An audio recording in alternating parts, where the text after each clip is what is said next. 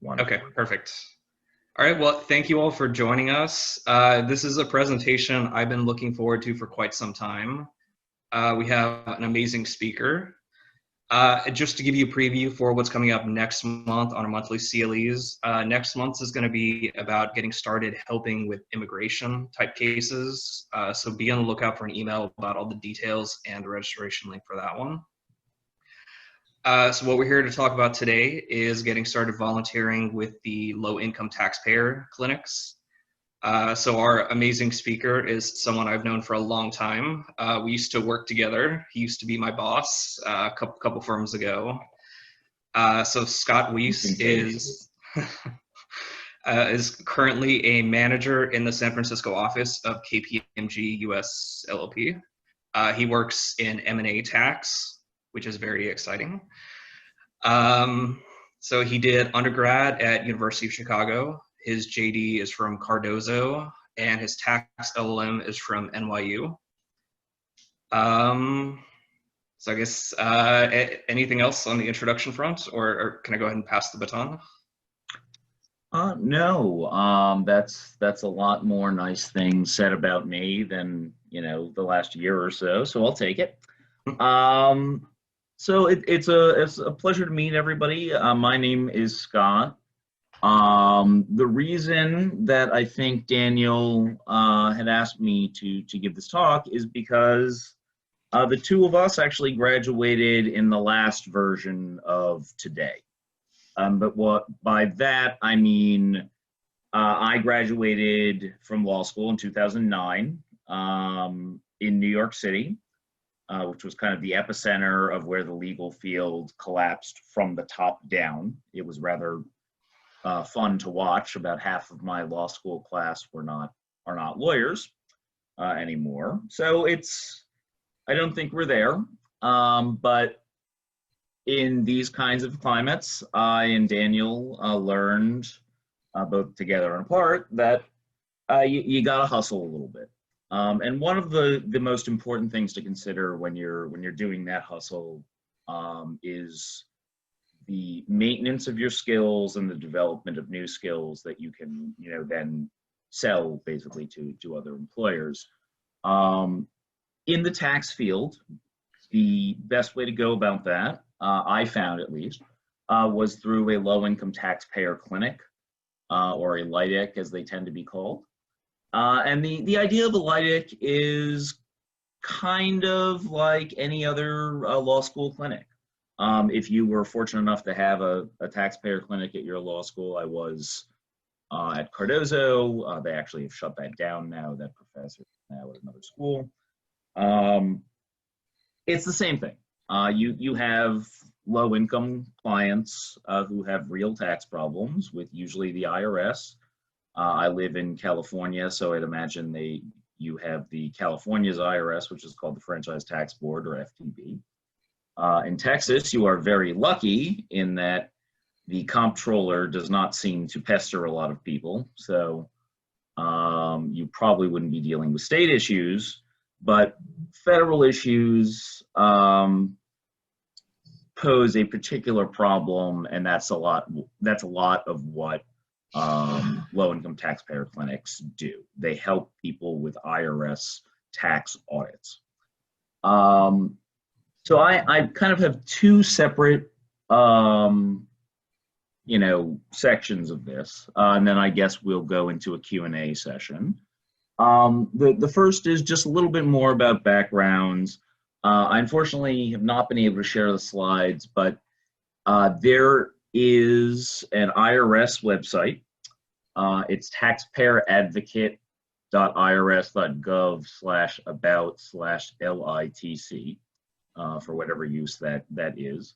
And then there is another one that's more directly on the IRS page that I won't read out the URL for, but if you do a search on the IRS page for low-income taxpayer clinic, it will show up. And the point of those two links is that's where you find a taxpayer clinic.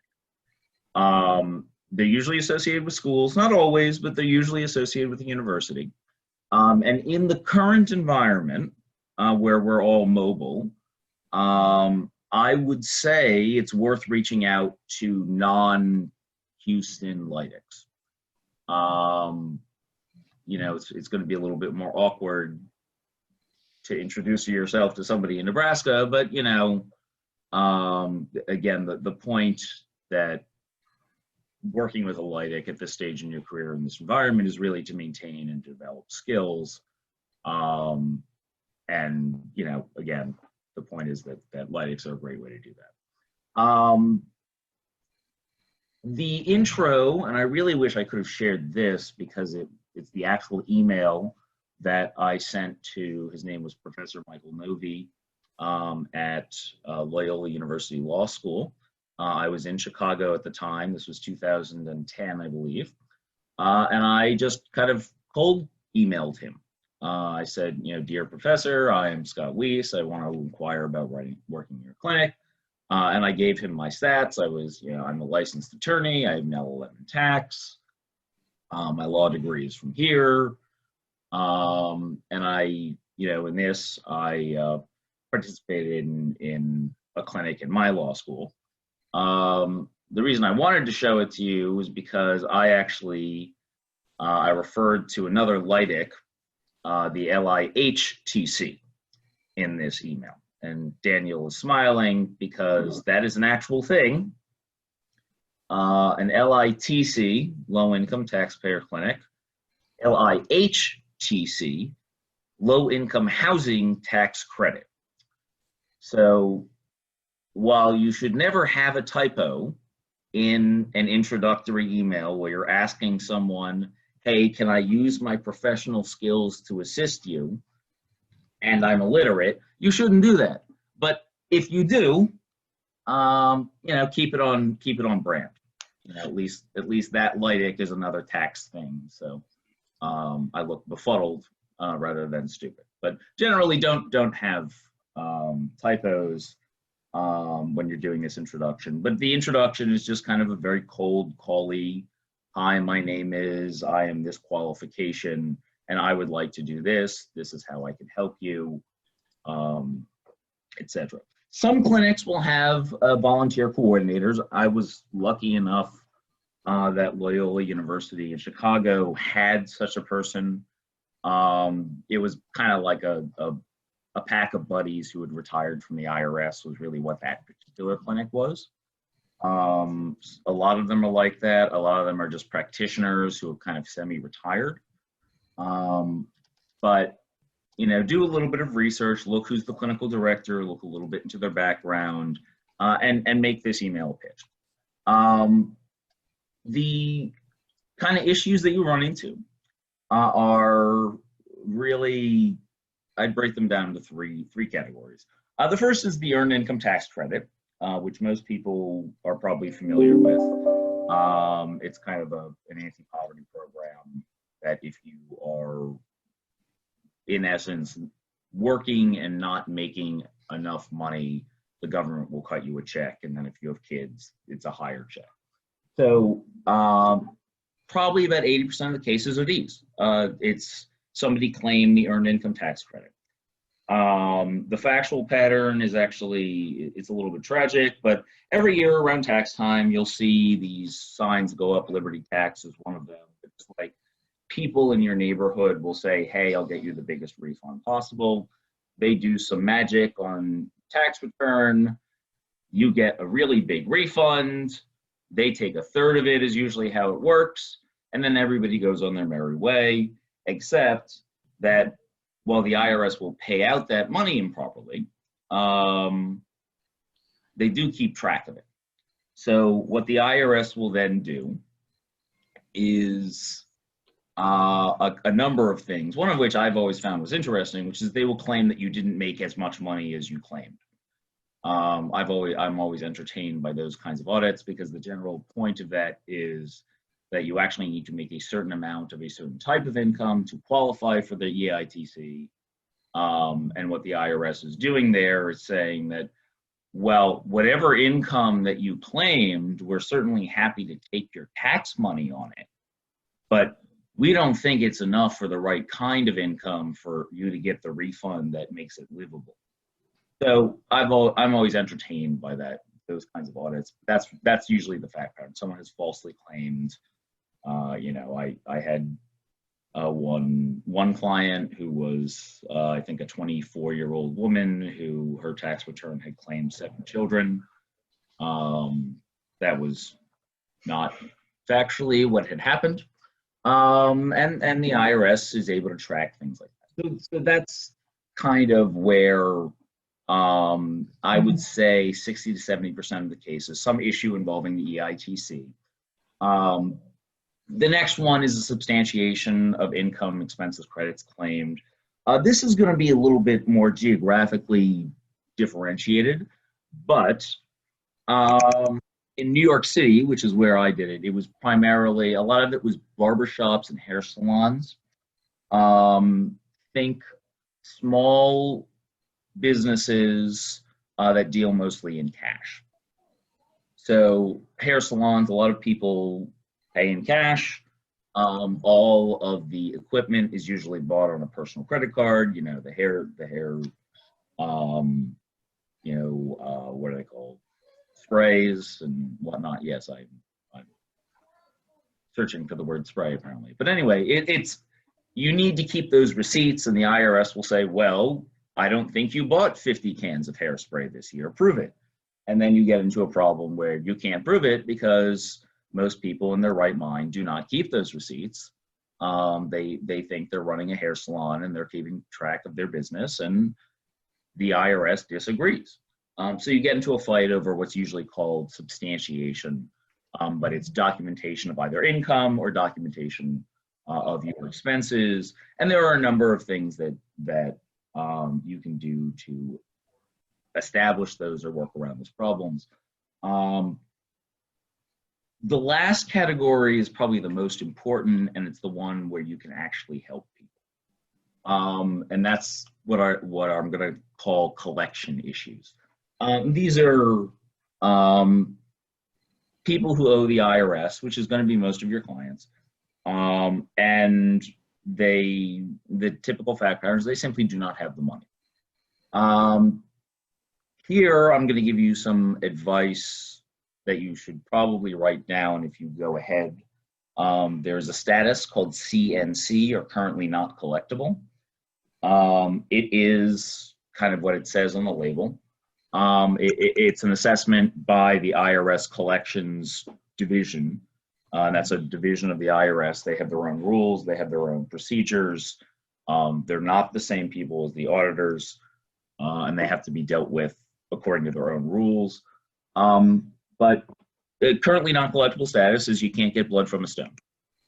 It's really that simple. If you tell the IRS, look, I'm not questioning if they owe the money, I just can tell you they can't pay it, period. Like, the IRS will then do a procedural, it will go through a procedural process, to sound silly, to document that. They'll ask you, what is your client's, income, what do they own, what is their rental, what are their expenses, and they'll do their own assessment. They don't just take your word for it. But they will often, for a taxpayer who just doesn't have enough money, or if it would impoverish them, they'll put them in CNC, currently not collectible status. And that's basically, they'll check in on them every 6 to 12 months. You should warn them that the IRS is going to do that. And basically the IRS will do something to the effect of asking, are you still too poor to pay your taxes? There's a benefit to that. There's a 10-year collection statute. If you get somebody in CNC for 10 years, their tax liability will go poof. That's not really a good thing. It means they're poor for 10 years, but at least there's that. The other collection issues are what are called installment agreements, which are, again, what it says in the label, an agreement with the IRS to say, okay, I owe these taxes. I can't pay them all now, but I can pay them in, 8 easy payments of $10.95, $99. Offers in compromise are settlements. Settlements to the effect of, I owe $5,000, I have $500. There are two kinds of offers in compromise. There's doubt as to liability, which is, I'll settle with you, but I really don't think I owe the money. That's usually a bad idea. And doubt as to collectability, which is the much more common, particularly for LIDICs or low-income taxpayer clinics. And that's, I really don't think you're ever, like, I'm never going to get out of CNC status, or I'm always going to hover it right above the CNC level. I can give you a lump sum or an installment agreement for a lower amount, but you're never going to collect the full amount. And here's my documentation. All of these are going to be like, here's my expenses, here are my assets. What is it, 433A and B are the forms? Daniel, do you remember off the top of your head? That sounds right.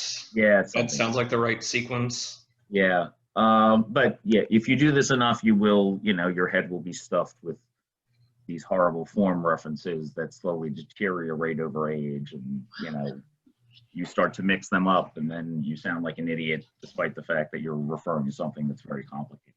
But those are the three kinds of issues: EITC, substantiation, and collection type issues. You will probably be dealing directly with the IRS. The nice thing about that role is you actually can call what's called the practitioner's hotline. It makes you feel kind of like, you've got the speakeasy password and you're like, oh, no, I'm not calling the common number. I'm calling the practitioner's hotline. And then you'll be on hold for slightly less time than the general public, and it'll make you feel very powerful. You take what joy you can get in life. So that's kind of like the long and short of what you will be doing and how you get into it. You just ask, and you make yourself available, and be prepared to deal with those kinds of issues. The second section, I just titled Professional Standards, Ethical Practice, and Client Service. And the long and short of it is this. You do need to keep in mind that you are a lawyer. You're not just a lawyer. You're not the clinic's lawyer. You're not the school's lawyer. You're the client's lawyer. So I'll tell you maybe the third client I ever interviewed. It was an intake interview. And just so that the audience knows, my position when this story took place was I was licensed in 3 separate states. I had a master's in tax law, and I'd been practicing for 2 years, but because of the economy, I wasn't practicing for money. And I had a client who came in, and they had a rather frightening stack of letters from the IRS, final notice kind of things. And they had some serious problems. And the first thing they did was sit down and said, I would like a real lawyer. Now, I was amused by that because chances are most people, unless they have a problem with the IRS, don't even know there's such a thing as a tax lawyer. But this gentleman who was getting free advice from me in a time of my life when I was not in the best of moods or mental places, began the session where I was to help him solve a problem that he frankly had created for himself with, I would like a real lawyer. That did not make me feel very good or loved or warm or fuzzy inside. But he was my client, or he was potentially my client. So, I rather politely explained that I was in fact a real lawyer, and we went on to his actual problems. And it was fine from there, right? We were able to steer him to something that helped. But the point of that story is that you do need to remember these are your clients. Not being paid does not change your ethical obligations to them. And it doesn't change your ethical obligations to the various people we have to swear oaths to be lawyers. You are practicing before the IRS if you're dealing with federal audits. practice before the IRS requires you to be familiar with something called Circular 230. Circular 230 is kind of the IRS's ethics guideline.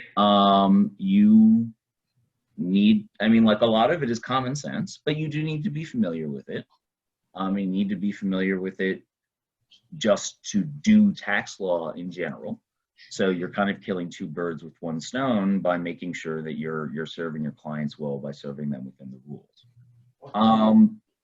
The other thing to be aware of is the IRS generally applies the ABA model rule, not the IRS, the tax court generally applies the model rules of professional conduct. So, you know, that ethics course in your law school was not wasted, at least not totally. But you need to be familiar with them. And if you do wind up before the tax court, and occasionally you do, because the procedure for the IRS is the terminal stage will often end in a protest. And tax clinics do work in the litigation side sometimes. That's kind of a question of how are they equipped to handle that sort of work. But you need to be familiar with the tax court rules. They have, like any other course, or any other court, they have their own ethical rules in addition to the ABA model. The question was about licensure. You do need to be barred before the tax court. It's, I don't remember, I think it was like $10 or something like that. It's ridiculously cheap. But as a federal court, it's by and large, if you have a state license, you know, Texas, they will give you a tax court bar thing. It's the reversed initials, and then it's a string of numbers. Everybody has, you know, you can kind of tell who the old altacockers in the tax litigation world are, because they're like, their tax court bar numbers are like 4. So I had a boss like that. It was kind of weird. It was WR, it was like 500 or some nonsense like that. Just like the Monty Burns one, you know, social security number 00000000002, damn FDR. Anyway, keep track of your professional standards and remember always that you need to be held to them. If for no other reason than the point I was making earlier, you are in fact their lawyer and you have legal obligations to them the second they sit down and start telling you things. So it's important to do it correctly. The next piece of advice on this is more the client service, which is just kind of general advice that I wish I had at the start of my career when I was doing these, which is listen. The first point is obviously listen to your clients. People who come into these clinics are scared. They've gotten a scary letter from the IRS, and any letter from the IRS is frightening. I get them as a tax attorney on a regular basis, and I've also gotten them in a personal capacity, and you know what? The personal ones are scarier.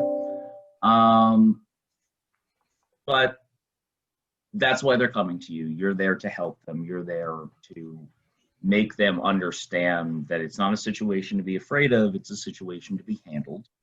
And you're there to help handle it for them.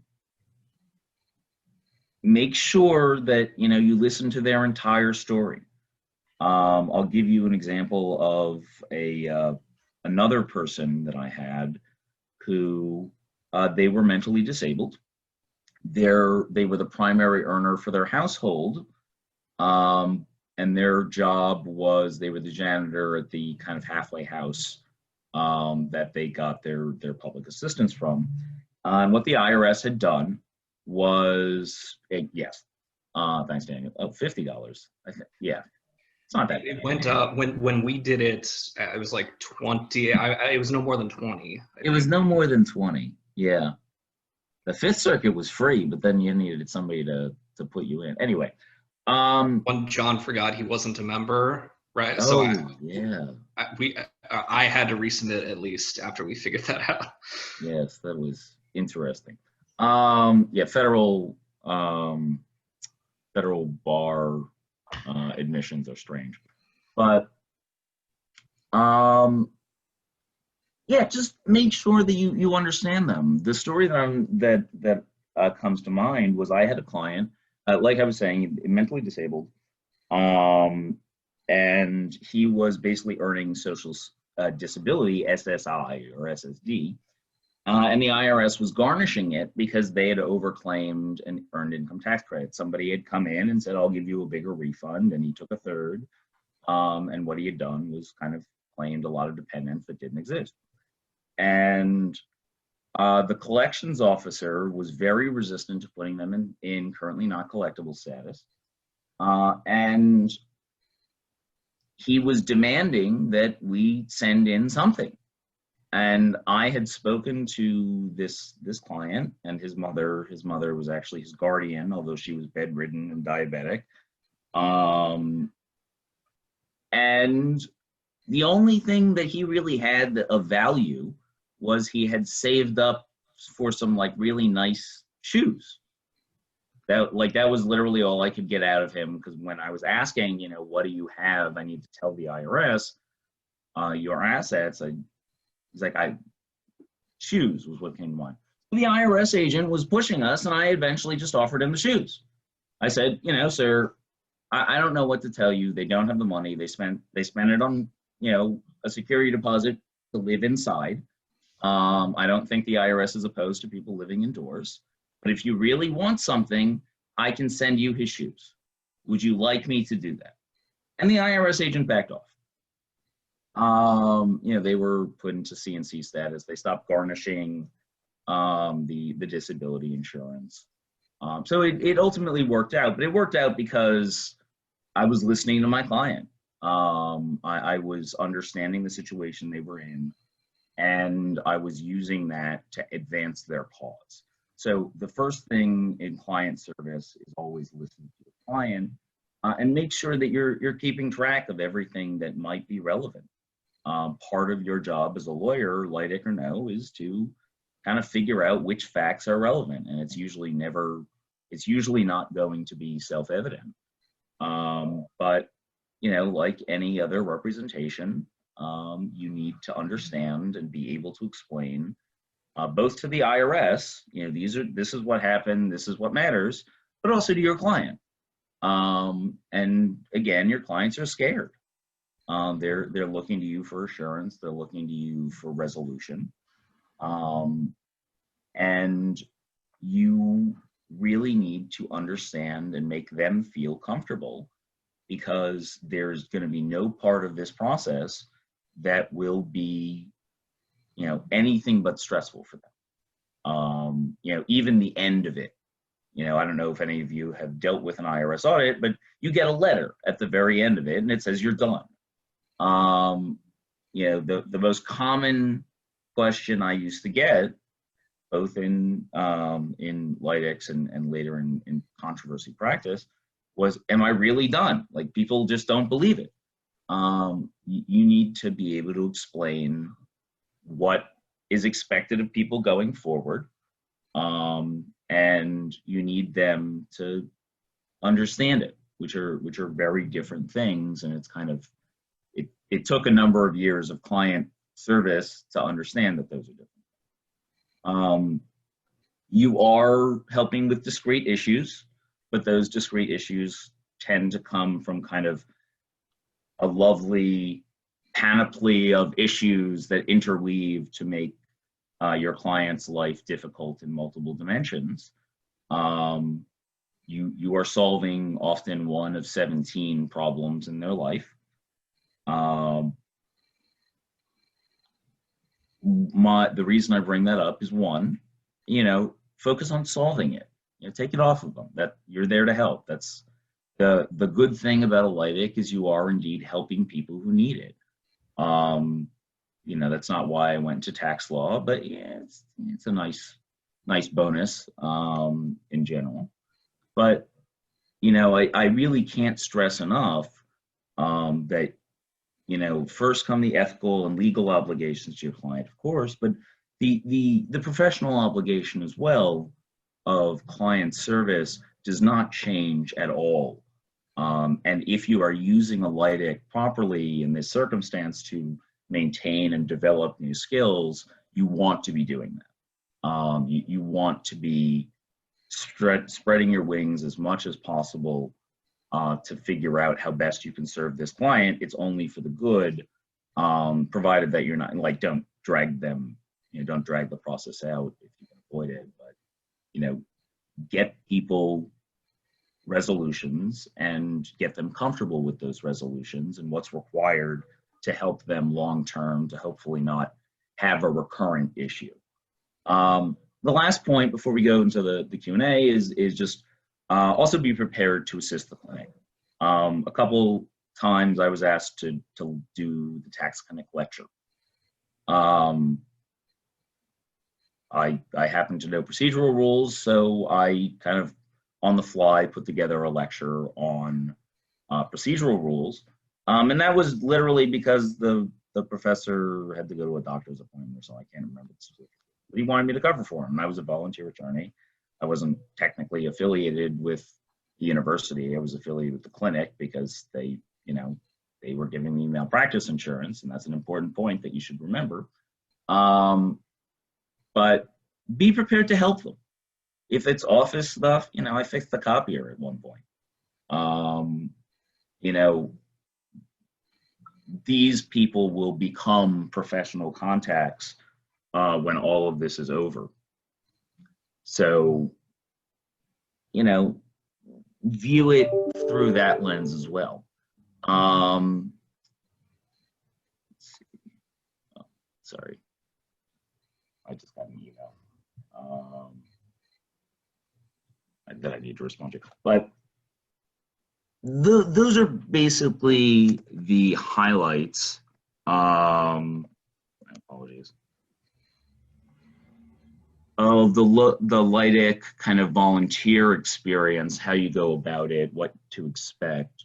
And from there, I think, we can turn it over to questions. Yeah, if anybody has questions, you can put them in the chat, or you can private message me if you don't want to come off mute or anything like that. There were questions I got sent by private message, so I guess we'll start with those, and anybody else can chime in if they like. So generally, you, me, and Greg on the call are the only people with tax LLMs. I don't believe anybody else has them.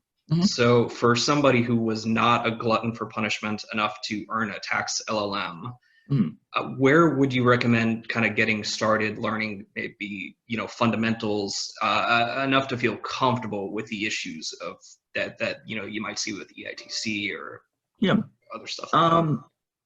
So, I mean, it's important to keep in mind that an LLM is very little more than this. If you had spent your third year of law school taking nothing but tax classes, you would be in the exact same position as most people who have LLMs. And that includes people from, the prestigious LLMs, and then the more, the people who are just like, here are the skills that you have. There's no reason that you need to pay like an insane amount of student debt for cachet, but, we all make different choices in life. So, oh, God, I hate student loans. Anyway, the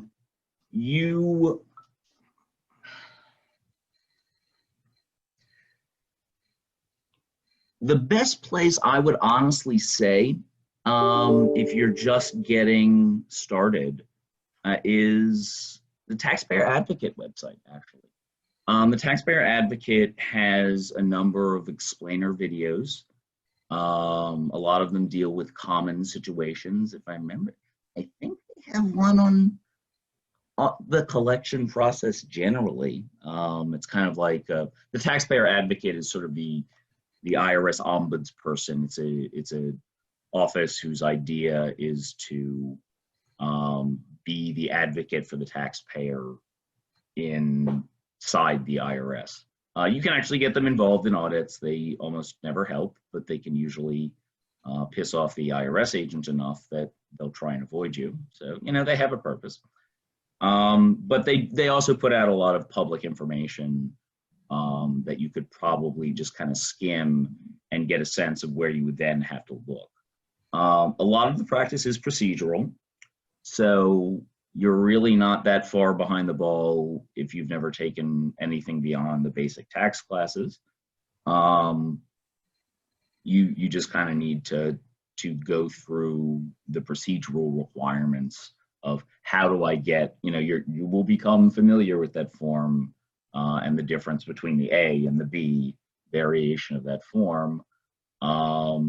And the taxpayer advocate will give you like the first steps of, okay, these are the forms I should be looking at. These are the things I should Google. That'll get you to the statutes. The statutes might get you to something called the Internal Revenue Manual, which is a particular favorite of Daniel's. But the Internal Revenue Manual is, like all of these other government things, it kind of says what it is. It is the manual of how to be an internal revenue agent, and it has its own peculiar organization, but it will tell you as an IRS agent what you're supposed to do and what you're supposed to look for. And it often will have the references to the statute, which is why Daniel actually likes it. It doesn't always have those, and they're not always current, which is, my point still, but they're usually pretty good. And it is particularly helpful in the LIDIC situation because you're often trying to move procedural things forward, and those are often, kind of ticks. You talk to the IRS agent and you tell them, oh, no, I have that box, that one's ticked. And then, you move on from there. It's not legal authority, but if you throw the Internal Revenue Manual, or IRM as it's usually called, at the IRS, they'll at least listen. So it's not something, you don't need arcane knowledge, you don't need a tax LLM, you don't need to have spent your third year doing nothing but tax classes. Those things help, but you know what? M&A tax class in my LLM didn't come up very often in the LIDIC representation. So it's not something to be intimidated by. Tax is intimidating enough that this area doesn't throw anything special at you just for fun. There are areas like that. I don't know them because they make my ears bleed. I don't know anything about trust and estates. Don't ever ask me anything no. Just, I've been clear with that, Daniel. That was a great, you have thought on that. This one is even more broader and just entirely global, depending on how you want to approach this kind of question. Every year, you have to pay your taxes every year. Every year? Every year. So with this year, with the pandemic, in a lot of industries, mass layoffs, all that kind of stuff going on, what do you see trends being, especially for who is going to be coming to the LIDICs? So I'll actually answer that in two ways. In terms of trends, get familiar with state and local tax audits. The next 5 to 10 years, states are going to be starved for cash. And when states are starved for cash, again, you see this less in Texas because you don't have a state income tax. They become very aggressive, very, very aggressive.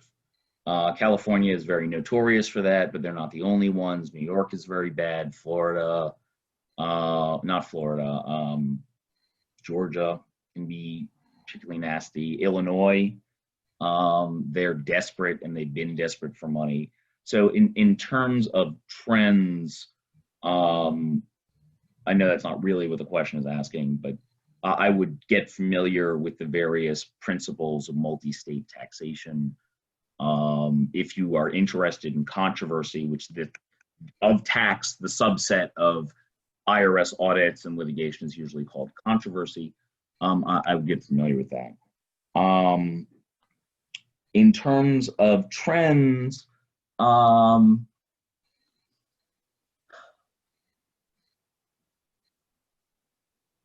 would consider, although this is a bit of a long-term project, there are ways to handle taxes in bankruptcy.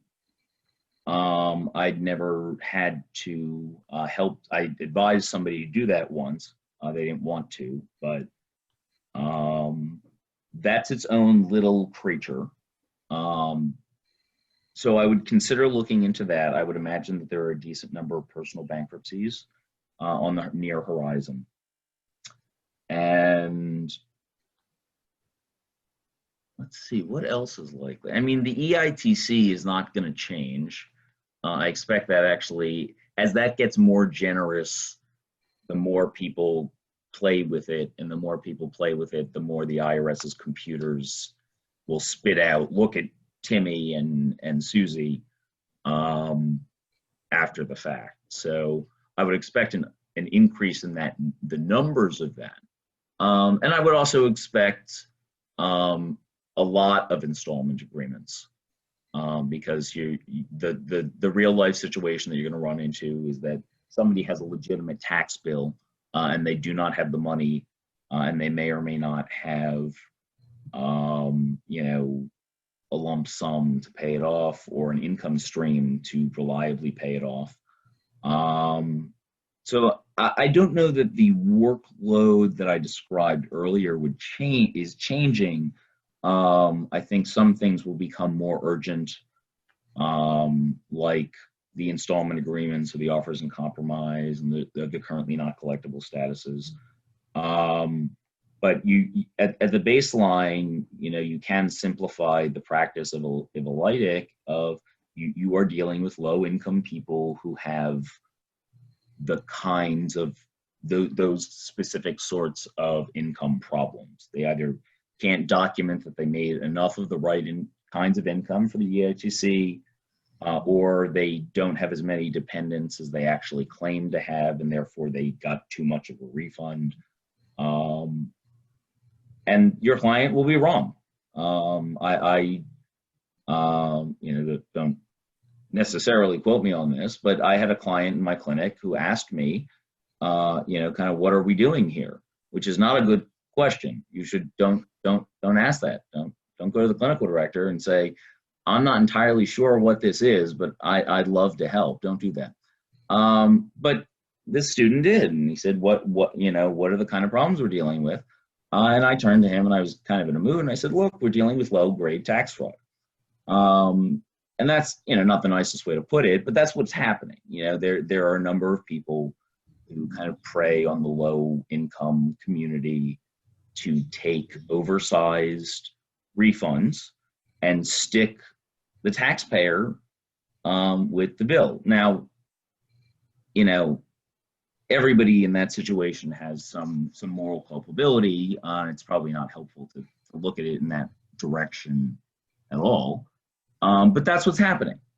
You're often dealing with the IRS being in the right. They do owe the money. It's often not a question.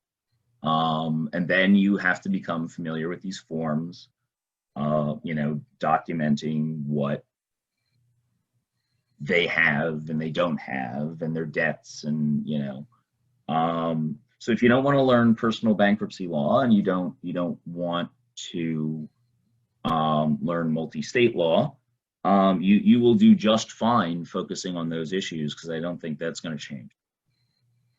It's a very long-winded answer, but it's what I do. Oh, is it an hour? Yes, 10th of the hour. That's the important thing. No, it was quarter hour, and it's transactional. That's what it was.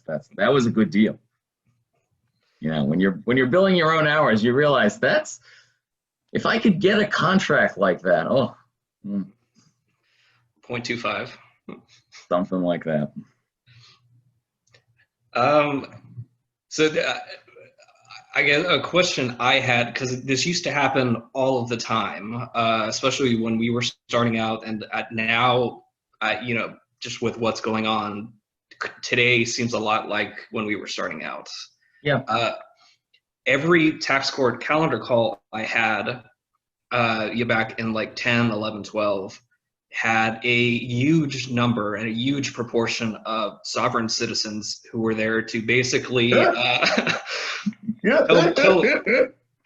it was We always shouldn't laugh. They're great. They're dangerous people. But they make some interesting arguments, and I have to put interesting in air quotes. But their arguments usually were just berating Judge Krupa, who she was usually the one who got it the that worst. is not the one.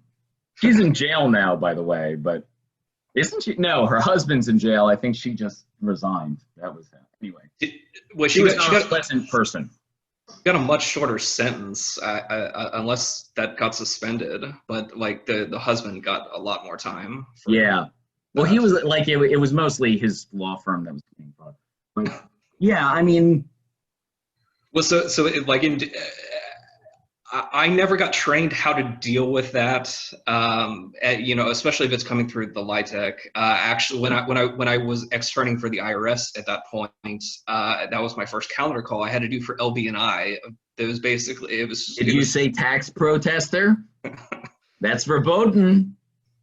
Yeah, the IRS actually is legally banned from using the phrase tax protester because of some obscure case by one of these crazy people. What Daniel is referring to is they do kind of collect around the sovereign citizen name. I don't know why you would do that. It's a bit like saying, hi, I'm in the mafia, but whatever.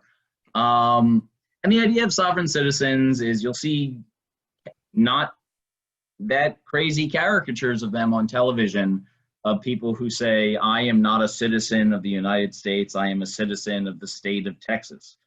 And therefore, the federal government has no jurisdiction to tax. And there are variations of that. They all, my personal favorite is that William Howard Taft was not legitimately the president because Ohio was not formally admitted to the Union when he signed the 16th Amendment. Therefore, the 16th Amendment was not properly ratified, and therefore the income tax is unconstitutional per a case from 1913. No, 1893. Anyway, it's ridiculous. These people often, if they go at it for too long, will draw the eye of Mordor from the IRS, which are some very scary, calm gentlemen. They're usually guys from a division called Criminal Investigations, IRS CI. They know how to deal with sovereign citizens. Bless them, because I have dealt with crazy. I've dealt with crazy in the tax court, in fact. And the truth is, those people are not there to have their tax issues settled.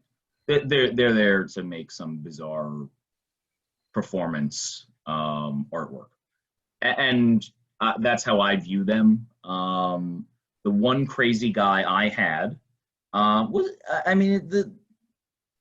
I think he was in the middle of a mental breakdown. It was rather unfortunate, and he had thought that he was reporting some kind of abuse in an Alaskan oil pipeline. And he felt that his audit was a government retribution effort for that. And because of that, he was not going to pay his tax liability. There was some complication involving child support. He was very poor. His life had fallen apart. And he had cooked up this weird revenge conspiracy theory. And rather than talking him out of it, because I wasn't his therapist, I went to the IRS counsel at the tax court, and we went into a room, and I explained that, put the crazy to one side. The guy doesn't have the money. His life has fallen apart. I spent 5 minutes talking to him, and these are the facts that I know about why he's never going to be able to pay you. So if I can talk him into, really, it was dismissing his own protest, because his protest was nonsense and he owed the money and he had no legal defenses. She agreed then and there, you know, this was in the courthouse, to kind of cut him a little slack.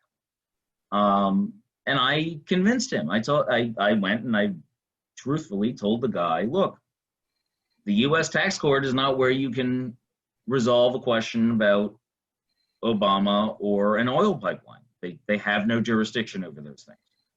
So I'm very sorry, but I can help you with the tax problem. And I've gotten the IRS attorney over there, the nice blonde lady, I can't remember her name anymore.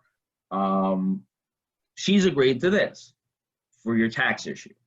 And that's how I got him to calm down. A genuine sovereign citizen is frankly a dangerous person. Like I would worry about those people. They do in fact go overboard. Some of them like the speechifying, and that's probably the majority of them, but a lytic intake will usually screen out sovereign citizens. I don't know if that was your experience, but not then. I think based on recommendations from people like me, hopefully they're doing better screening those out at this point. I mean, part of it is a lot of lytics are kind of like one-man shops. So you do get a lot of policy differences. I was at a clinic that was run by former IRS people at Loyola, and you know they kind of ran it as an IRS field office. I mean, just for the other side. The one in law school, I was run much more like a boutique law firm.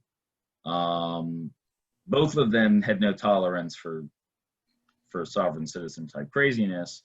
But, you know, I would look at intakes and they'd be like, no, not that person. That's like the 8th time they've applied here and they're crazy. Like, okay, all right. Not, you know, Tommy. He goes in the crazy pile. So it's something that might come up. It's something that, you know, I would watch a couple of YouTube videos to be prepared for the primary arguments. If you're really having a boring day, you can go to the IRS's list of bad arguments. They have an actual list. It's a list of, I mean, like we're laughing, but you can be disbarred from practice before the IRS if you make enough of those arguments too often. They can't do anything to punish a taxpayer, but they can punish you if you waste their time with nonsense like that. Yep. No. That's the Dirty Dozen. So the Dirty Dozen is the list of it's the list of bad practices that the IRS is currently focusing on. The list of bad arguments is it's like multi-pages. IRS list of arguments. Frivolous tax arguments. That's the one, because it's the frivolous tax penalty. That's why it works like that. That's right. So,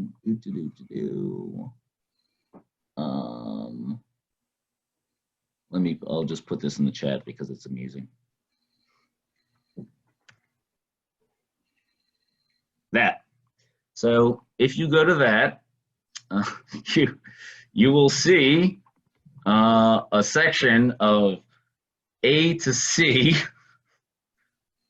of contentions, starting with the filing of a tax return is voluntary. In a sense, yes. Not in the sense that matters. What is it? Only foreign source income is taxable. That's wrong. Don't make that argument. Taxpayer is not a citizen of the U.S. and thus not subject to federal tax laws. Same thing. Taxpayer is not a person as defined by the Internal Revenue Code, which is really weird because it says person in the definition of tax. Anyway, you can go through this list and it has citations, and this obviously is some IRS bureaucrat's life work to maintain this list. because it does expand every once in a while. And it's funny in a way, except that your client will be punished. There's a financial penalty called the frivolous tax return penalty, tax position, something like that. I wrote an article about it at one point, but the IRS usually throws that on to punish you for making them respond to stupid things. And it can get you in trouble. And more than that, it can ruin your credibility at the IRS. You do need to remember that if you go into this field, you're going to be dealing with similar IRS agents again and again and again. And if your first interactions with them are representing a client saying that, you know, they're the reptoids, you're not going to have a lot of credibility going forward. So, you know, sometimes you do need to do client management, but that goes back to what I was saying about the client service. When you have a crazy client who is not, you know, like the bad kind of crazy, you know, for instance, a schizophrenic. I've had schizophrenic clients. You just kind of deal with it. You know, you try not to let them talk to the IRS in that case, but you generally shouldn't let a client talk to the IRS because that's a bad idea. That's general law practice, though. Let me just talk to them. No. Why not? I can explain. I know. That's correct. You can explain. Not well. Any other questions or comments? Or I mean, let me see if I can give you guys. I might be able to give it to you. So this is how you look up the taxpayer clinics.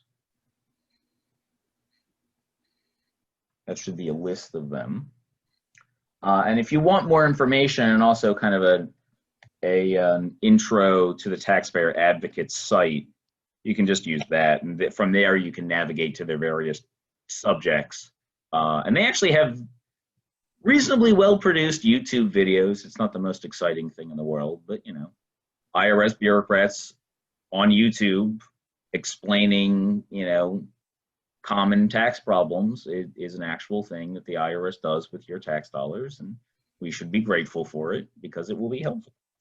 But yeah, those links are how you go about actually finding one of these clinics. But given the work at home that almost everybody is under, I wouldn't be too constrained by geography. I think that's our hour. Yeah. Well, so I'm going to give everybody the CLE number. If anybody has any last minute questions, don't hesitate to throw them out before we end the call. But so the CLE number for Texas, if everybody has pen and paper, it's 174090586. Do you want to do all of mine? You want to just email me this? Like New York, New Jersey, Illinois, California. Illinois is, I put one of them, I think it was Illinois, in inactive. New Jersey won't let me. I tried. I begged them. Like, I hate you. I hate everything that New Jersey stands for. Please, can I just give up the license? Like, no, give us the money and your CLE compliance. But yes. I think The Sopranos is probably the only good thing that has come out of New Jersey. Is that a fair statement? I mean, like, I hesitate to even give them that, but I suppose. Yeah, just email me. What was funny is the audits that I had out of Edison, New Jersey, those were the nicest revenue agents I dealt with around the entire country, and I was not expecting that. You know, it's interesting. The agents from the high rent districts are like that. The agents from the low rent districts, less so. That's an unfortunate fact that I've noticed around the area. If they are constantly dealing with, if the agents were constantly dealing with people like me, they tended to be more polite. I can send you a letter for you to send to your other states. Great. All right, that's perfect. Perfect. Okay, sounds cool. All right, well, thanks everybody for attending. Any last questions? Thank you for They're all fantasy books, so they're not, don't be impressed by any of them. It's trash. Thank you for doing this, and Daniel, thank you for recruiting our speaker. Oh, definitely. Thanks Pleasure. again, Scott. We really appreciated it. Good luck, everybody. Thank you. Have a great day. Thank you. Yeah, thanks everybody for joining us. Hope sign up for the one in October as soon as you get that email coming from either Christina or Lucy. So hope you get that one for immigration. Hope you all have a great rest of the day. Thank you. Bye.